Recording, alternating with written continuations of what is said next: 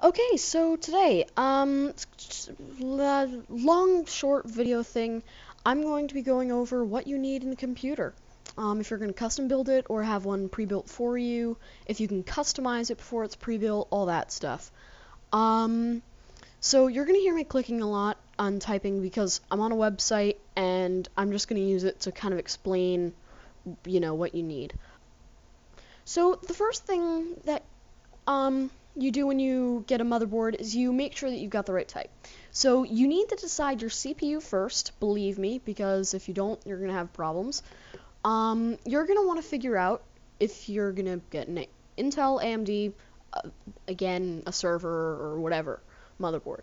And then in there, you're going to want to pick your socket, which is the Intel LGA, and AMD is AM3 plus AM3, AM2, AM1, and FM something or something like that. I can't quite remember. I haven't used them. Next thing you're going to want to do is figure out your chipset. So the first number in the CPU for Intel is it's the generation. 2 is Intel 6 series, 3 is Intel 7 series, and 4 is Intel 8 series. So I'm going to go over something inside the Intel things.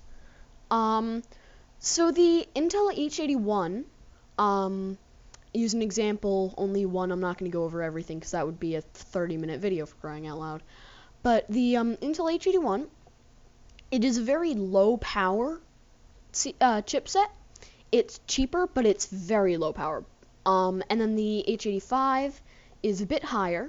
Then the H87, I believe, is kind of the high power, low end sort of. It's like buying a computer, a pre-made computer. You can buy their high-end version, but they're not gaming version, and that's basically what H87 is. Q87, I think it's somewhere in between there, and Z87, of course, is the chipset. It is the most powerful chipset that Intel currently has on the market, and is not classified by the government. So yeah. And then you're also going to want to figure out what form factor you're using. And one thing that you should also figure out is what case. I'd recommend going with the ATX form factor because there are the most. And then there's micro ATX and mini ITX. Those things are the kind of thing that you'd have in like a Mac Mini. So that kind of thing. But yeah, you want to keep very, very, very nice motherboards. And yes, definitely go for the ATX. In motherboards, something that I don't remember if I went over with for CPU, you're going to want to go over and make sure that they've got the right type of RAM.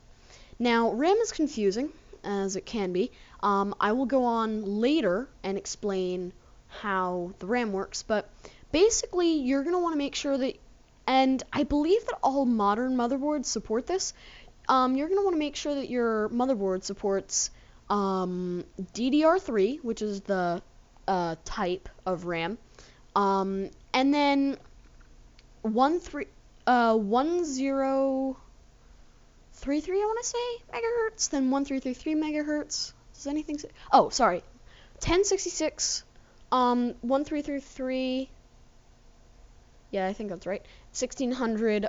Those are the kinds that you'd use. You can't overclock your RAM, which is why you always, if you want to get a good computer, you tend to go for the 1600, because it's cheap, but it's not, it can be overclocked. Let's just put it that way. You're also going to want to make sure that you have enough SATA ports. For example, my computer, if you go look at my video about a headache, that is what my computer is.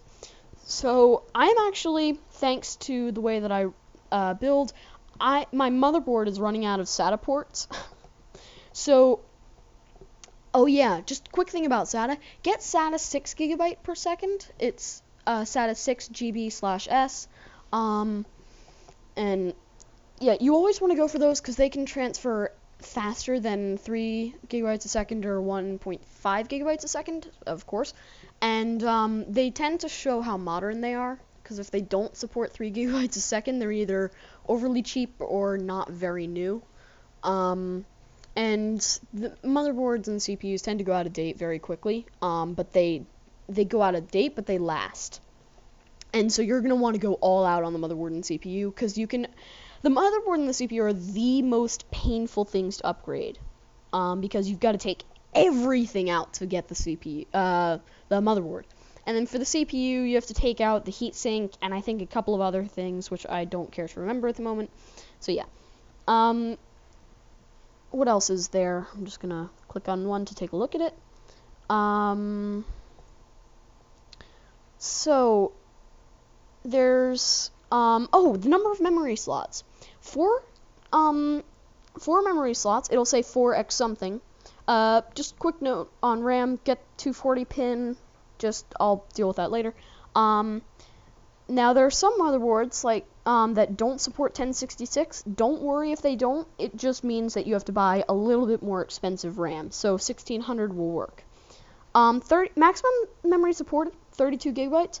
That tends to be the norm unless you get an Extreme Edition processor, which can cost thousands of dollars for Intel. I happen to be looking at Intel boards, so yeah. 4 memory slots and up is usually good, because if 2 of them fail because of your heatsink, then you've got another 2. So yeah.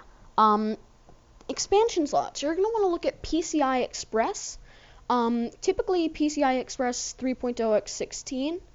That is literally almost a model number.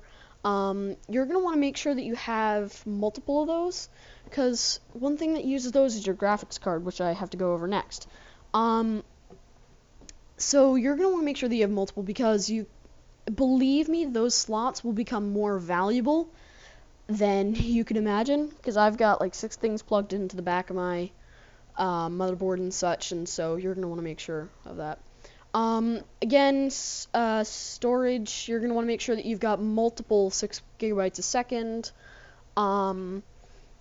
And then what else is there? There's onboard audio. Typically, you need that, and don't buy a sound card unless you're going to be doing studio recording, because typically the quality of onboard audio is pretty good in these days. I mean, if you're going to be gaming, don't buy a sound card unless you've got, $200-300 left over that you want to spend something on after you've bought your ridiculously expensive keyboard that I'm absolutely going to advise against getting. The LAN chipset you typically don't have to worry about. You're going to want to make sure that it has USB 3.0 a lot of the times if you have external hard drives. If not, you can do without it. You're going to want to make sure that it has plenty of USB 2.0 ports, because I've got plugged into the back of mine my headset, my joystick, my keyboard, my mouse.